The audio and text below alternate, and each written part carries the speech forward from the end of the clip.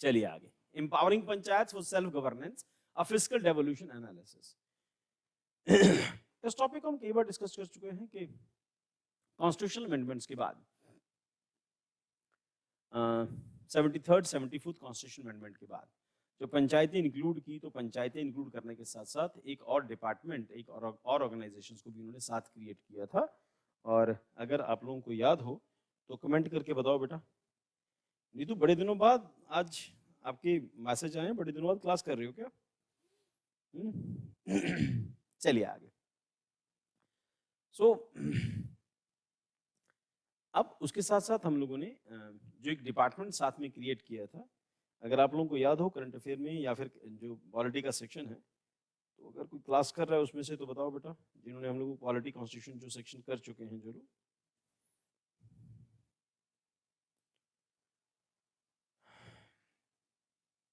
Answer करके बताओ बेटा आप लोग, अगर याद है तो।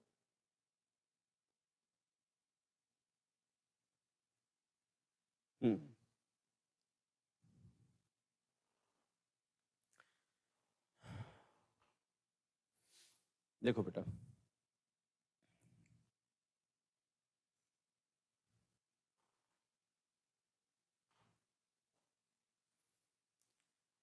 इंडिया में पंचायतें बन जाने के बाद पंचायतों की एम्पावरमेंट के लिए पंचायतों के पास फंड्स की रिक्वायरमेंट थी। तो जैसे फाइनेंस कमीशन जो है, स्टेट फाइनेंस कमीशन, और सेंट्रल गवर्नमेंट में सेंट्रल फाइनेंस कमीशन, दोनों की काम अलग अलग है। जैसे ही पंचायती 73rd 74th अमेंडमेंट में पंचायतें बनी, उसी एक्ट के अंदर प्रोविजन आया था फाइनेंस कमीशन का। अब फाइनेंस कमीशन का काम क्या है? फाइनेंस कमीशन टैक्स डिस्ट्रीब्यूशन जो है किस वे में पंचायतों को मिलेगा, इसके लिए फाइनेंस कमीशन जो है अपना काम करता है। ठीक, तो अब यहाँ पे जब पंचायतें बन गई, अब पंचायतों के साथ सबसे बड़ी दिक्कत है कि आज के टाइम पर ही हम पंचायती राज डिस्कस करते हैं, तो उसके साथ उसकी जो पावर डिस्कस करते हैं, तो Panchayati Raj as a system with no power, उनके पास अपनी चीज़ों को इम्प्लीमेंट कराने के लिए कोई फोर्स नहीं है, कोई स्पेसिफिक फंड नहीं है। जो सेंट्रल, जो स्टेट गवर्नमेंट उनको फंड देती है, उसी फंड से पंचायतें कुल मिला के चलती हैं। ठीक, तो अभी फाइनेंसेस जो हैं, उनके अपने इनकम के जो सोर्सेस हैं वो कंपैरेटिवली वो नहीं है। और इससे कुछ साल पहले तक जब ऑक्ट्रॉय आता था, चुंगी आती थी, उससे तो कुछ खर्चा निकल जाता था, बट ज्यादातर स्टेट्स ने ऑक्ट्रॉय खत्म कर दिया। और ऑक्ट्रॉय खत्म हो जाने के बाद पंचायतों की अपनी इनकम के जो सोर्सेज हैं वो कंपैरेटिवली कम हो गए। They are totally dependent on the state government. State government देगी तो वहां पर डेवलपमेंट होगी या फिर बाकी के सारे काम होंगे। तो in the 3 decades since the implementation of 73rd 74th amendment aiming to establish local bodies and self-governing entities, the status of devolution of Indian Panchayati Raj institutions varies widely across the states as essential aspect of scrutinize the fiscal devolution, emphasizing the significance of the state government commitment in ensuring the effectiveness of Panchayati Raj institutions at grassroots level. अब महात्मा गांधी का सपना था पंचायतों को grass root level के ऊपर, जहां पे डेमोक्रेसी शुरू होती है एकदम ग्रास रूट लेवल से, वहां पर पंचायती राज इंस्टीट्यूशंस काम करते हैं। इंडिया में निकलने वाले जो नेता हैं, इंडिया में निकलने वाले जो नेता हैं, जो ग्रास रूट लेवल से आते हैं, पंचायत उनके लिए बहुत इजी मीडियम है। पंच का इलेक्शन, सरपंच का इलेक्शन, फिर उसके बाद उसके ऊपर के इलेक्शंस हैं, ब्लॉक के इलेक्शंस हैं, फिर एमएलए का इलेक्शन, एमपी का इलेक्शन, ये सब तो एक प्रोसेस है। तो ग्रास रूट लेवल से ही आपको पॉलिटिशियंस मिलना शुरू हो जाते हैं। पंचायती राज इंस्टीट्यूशन की सबसे बड़ी एडवांटेज ये है। अब despite constitutional amendments urging financial self reliance, Panchayati Raj institutions remain heavily reliant on external funding with a mere 1% of revenue derived from the taxes. Failure of generate own income through taxation. Panchayats struggle to effectively leverage taxation with only 1% of revenue earned through taxes, while a substantial 80% comes from the central government and 15% from the states. Centralization of financial resources. ध्यान रखना बेटा अब यहाँ पे substantially 80% comes from the central government and 15% from the state. तो state government के पास अपने income के सोर्सेज नहीं होते, है ना। और जो सोर्सेज हैं भी स्टेट गवर्नमेंट के पास, तो उनके लिए वो सिर्फ जो रेवड़ियां बांटने का काम है वो ही करते हैं स्टेट गवर्नमेंट्स। ये दे देंगे आपको, मोबाइल दे देंगे, आपको साइकिल दे देंगे। अब साउथ इंडिया में, तमिलनाडु में जो गवर्नमेंट आई है, वो लोगों को वादा करके आई कि आपको वॉशिंग मशीन दे देंगे, ठीक है। कभी वहां पर हम लोग आपको मंगलसूत्र दे देंगे, उससे पहले कलर टेलीविजन आपको दे देंगे। ये सब जो प्रोमिसेस हैं साउथ इंडिया में और वो हमने यूपी में देखा तो जो समाजवादी पार्टी गवर्नमेंट थी उन्होंने लैपटॉप्स बांटे थे। तो पंजाब गवर्नमेंट जब आई, अमरिंदर सिंह गवर्नमेंट, वो प्रॉमिस करके आए थे सब किसी को हम लोग एक मोबाइल फोन देंगे। तो अल्टीमेटली वो स्कूल में जो बच्चे पढ़ते थे जिनको वजीफे वगैरह मिल रहे थे उनको उन्होंने मोबाइल फोन दिए थे। ठीक है, तो अब अल्टीमेटली जब आप इस तरह से काम करेंगे तो ऑब्वियसली है ना स्टेट के पास फंड की हमेशा शॉर्टेज रहेगी। तो फंड्स के लिए states are dependent on central government and panchayat are dependent on state government and central government. MP पैसा लेके आएगा, एमएलए लेके आएगा, तो पंचायतों के अंदर काम चलेगा। तो panchayat struggle for effective leverage taxation with only 1% of revenue earned through taxes, सिर्फ 1% आता है, while substantial 80% comes from the central government and 15 for the state government. तो centralization of finance resources क्या है? Contrary to constitutional emphasis on fiscal devolution, financial resources remain centralized, indicating a lack of fiscal empowerment and at grassroots level. So formation of expert committee, government initiative to implement constitutional mandated fiscal devolution क्या कहता है? Formation of an expert committee. Ministry of Panchayati Raj established an expert committee to examine revenue resources, outline mechanisms like property tax, land revenue cess, stamp duty, surcharge, toll, professional tax, and user charges for essential services. Report emphasis on effective taxation mechanism. The report underscores importance of creating a conducive environment for taxation, including robust tax management and enforcement laws to empower panchayats for effective revenue generation.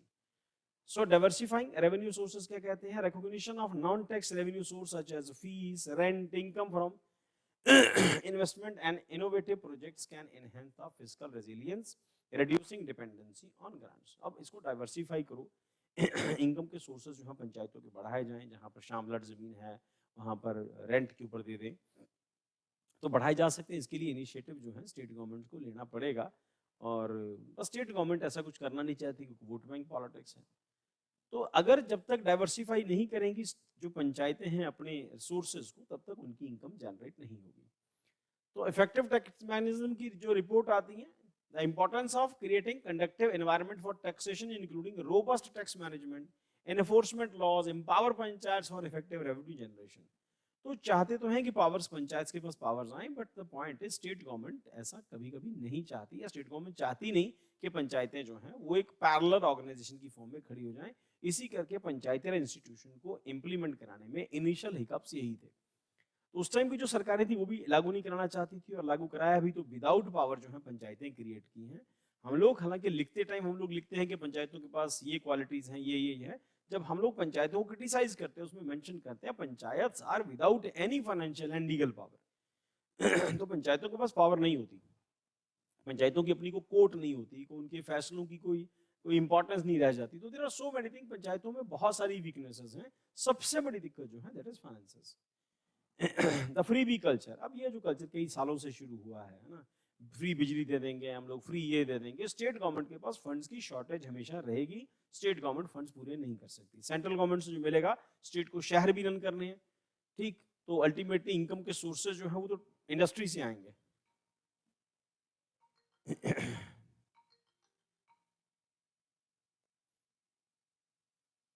Obviously tax तो industry से आता है, industry हर एक state government की कोशिश होती है कि हम लोग इंडस्ट्री को प्रमोट करें। तो इंडस्ट्री प्रमोट कर रही है शहरों की तरफ, देखिए अल्टीमेटली वोट तो शहरों से भी लेनी है। अब इंडस्ट्री जो डेवलप करना या नहीं करना भी अलग एस्पेक्ट है, अल्टीमेटली टैक्सेस का सोर्सेस तो है ना। तो बस ये है कि वोट भी आने, अल्टीमेटली जब इलेक्शन लड़ेंगे तो वोट शहरों से भी आना है। तो इस करके they have to focus on cities also. तो ना सिटीज की डेवलपमेंट हो रही है ना पंचायतों की डेवलपमेंट हो रही है। This is the issue because of this freebie culture. Next is the culture of expecting services without contributing financially hamper taxation effort and individually resist directly financial burdens.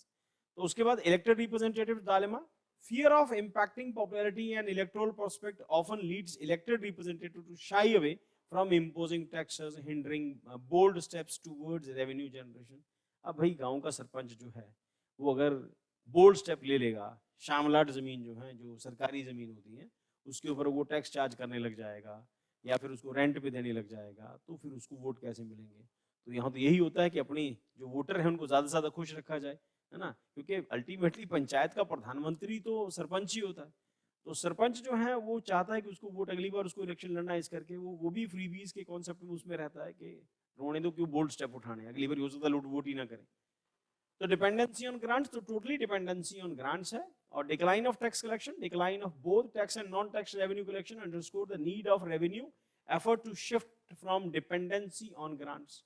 तो टोटली पंचायतें अपने पैरों पर खड़ा नहीं होना चाहती, they are totally dependent on grant, centre दे या स्टेट दे, तो अल्टीमेटली उनको उसी के ऊपर डिपेंड रहना पड़ता है। Enhanced role of Gram Panchayats, Gram Sabha can play pivotal role in planning, decision making, implementation of revenue generation initiative, fostering transparency and inclusive participation. Overcome of dependency syndrome, educating elected representatives and public on the significance of raising revenue is crucial to minimize the dependency syndrome for grants. Conclusion क्या कहता है? Constitutional amendment outlines specific details of fiscal devolution, highlights the need of Panchayati Raj institutions to generate their own revenue to truly function and self-governing entities. Dedicated efforts at a state and central levels are indispensable for the panchayats to achieve financial independence. अब हम लोग simply सोचें तो अगर अपनी जेब में पैसा हो, आप सब लोगों की, आपका अपना कमाया हुआ पैसा हो, तो आप उस पैसे को आप अपनी मर्जी से खत्म कर सकते हैं। आपका पैसा आपके पेरेंट्स से लिया हुआ पैसा है, तो इस करके खर्च करते टाइम आपको उनको आंसर भी करना है कि आपने कहाँ कहाँ खर्च किया। अगर आपने इर्रेशनली खर्च किया तो आपको आंसर करना पड़ेगा। प्लस वो पैसा आपको जो मिल रहा है आपके भाई बहनों के हिसाब से को भी उसी रेंज में उसी हिसाब से मिल रहा है और उसी प्रोपोर्शन में मिल रहा है। तो इट मीन अगर आप कुछ बोल्ड स्टेप करके गांव में कुछ बहुत अच्छी डेवलपमेंट करना चाहते हैं तो उसके लिए आपको अपने रेवेन्यू सोर्सेज जनरेट करने पड़ेंगे और उसके लिए लॉज फेवर में हो प्लस बोल्ड स्टेप उठाने की हिम्मत हो, तो पंचायतों की कंडीशन जो है मच बेटर हो सकती है और बहुत सारे ऐसे प्रोविजंस हो सकते हैं, but nobody wants to do. और ऐसा कोई सिस्टम है भी नहीं, ऐसा कोई लॉ भी नहीं बनाया जिसमें पंचायतें अपनी इनकम जनरेट कर सकती हैं। तो इसका कि सरकारी जमीनों का मिसयूज है और सरकारी जमीनों का मिसयूज पंजाब गवर्नमेंट ने रिसेंट में हम लोगों ने देखा स्पेसिफिकली पंजाब में कि सरकारी जमीनें जो थी उनके ऊपर लोग पिछले 20-20 साल से 25-25 साल से खेती कर रहे थे। अब वो जो खेती कर रहे हैं, किसी ने कब्जा कर रखा है, खेती कर रहा है, उससे जो पैसे कमा रहा है वो पैसे तो पंचायत की पॉकेट में आने चाहिए थे ना। वो सरकारी जमीनें किसी और ने कब्जे की, जब कब्जा छुड़ाने पहुंचे तो लोग लड़ने आ गए। अब उसमें स्टेट गवर्नमेंट, हर दिक्कत यही है कि अगर हर साल 2 साल के बाद कोई ना कोई इलेक्शन चला रहेगा तो फिर ऐसी लॉज जो है कभी ठीक से इंप्लीमेंट नहीं होंगे। तो that is the point, state should give power to the panchayat so that they can generate their own income, क्योंकि यहाँ पर ये स्टेट सब्जेक्ट की कंडीशन में आता है। स्टेट पावर, स्टेट चाहे तो पंचायतों को एम्पावर कर सकती हैं, but the point is there is vote bank politics and that is why पंचायतों की अपनी इनकम नहीं है और पंचायतों की इकोनॉमिक कंडीशन जो है वो हमेशा शेकन रहेगी, हमेशा वीक रहेगी। ठीक, तो यूपीएससी मेंस में जब आप आंसर राइटिंग कर रहे हैं तो उसमें आप पंचायतों की प्रॉब्लम्स को ये डिस्कस कर सकते हैं कि पंचायतें इनकम जनरेट कर तो सकती हैं पर करना चाहती नहीं, विलिंगनेस नहीं है ऐसा करने।